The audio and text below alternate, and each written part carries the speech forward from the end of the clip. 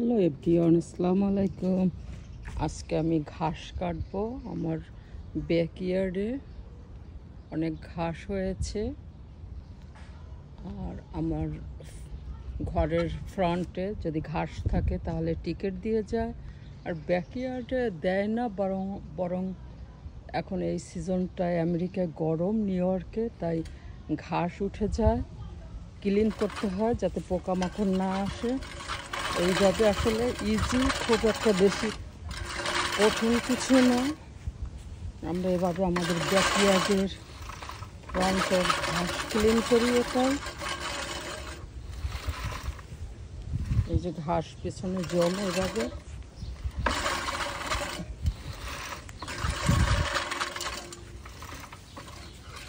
এইটা একটু সামান্য হেভি, কারণ লোহার এই আর কিছু নেই।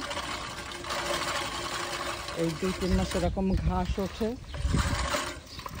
এরকম আমরা কেটে ফেলি আমাদের ব্যাকইয়ার্ডের ঘাস। এটা